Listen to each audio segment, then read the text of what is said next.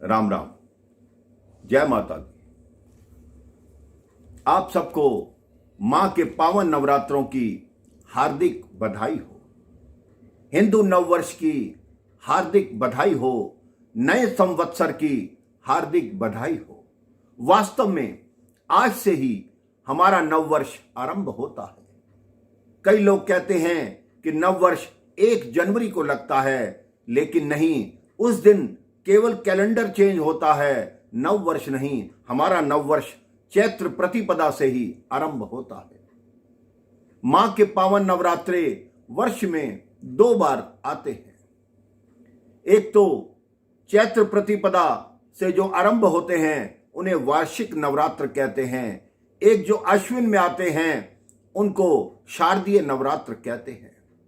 इन दोनों नवरात्र के आने का वैज्ञानिक कारण भी है। एक नवरात्र आने से गर्मी आरंभ होती है और दूसरे नवरात्र आने से सर्दी आरंभ होती है। हमारा पेट जो भोजन सर्दी में करता है उसमें पानी की मात्रा कम प्रयोग में आती है। तो हमारे शास्त्रों के अनुसार यदि आप 9 दिन नवरात्र रखते हैं तो आपका पेट अगले भोजन के लिए तैयार होता है। अर्थात गर्मी शुरू होगी तो उसके लिए आपका पेट तैयार रहेगा। ऐसे ही जब दूसरे नवरात्र आते हैं तब उसके बाद सर्दी आरंभ होती है। तब भी हमारे शास्त्रों ने ऐसा विधान दिया कि हमारा पेट खाली रहे और अगले भोजन के लिए तैयार रहे। मां का प्रथम नवरात्रा शैलपुत्री का होता है। शैलपुत्री अर्थात हिमालय की पुत्री। पर्वतराज हिमालय के घर जन्म लेने के कारण मां का नाम शैलपुत्री पड़ा। उनकी सवारी वृषभ की है। उनके एक हाथ में त्रिशूल और एक हाथ में कमल पुष्प है। मां शैलपुत्री की महिमा अपरंपार है। पूर्व जन्म में वो मां सती थी, भगवान शिव की अर्धांगिनी थी। एक बार सती के पिता प्रजापति दक्ष ने एक यज्ञ किया जिसमें ना ही भगवान शिव को ना ही मां सती को आमंत्रित किया। लेकिन सती देवी के मन में यह विचार आया कि मेरे पिता के घर यज्ञ है, मुझे तो जाना ही चाहिए।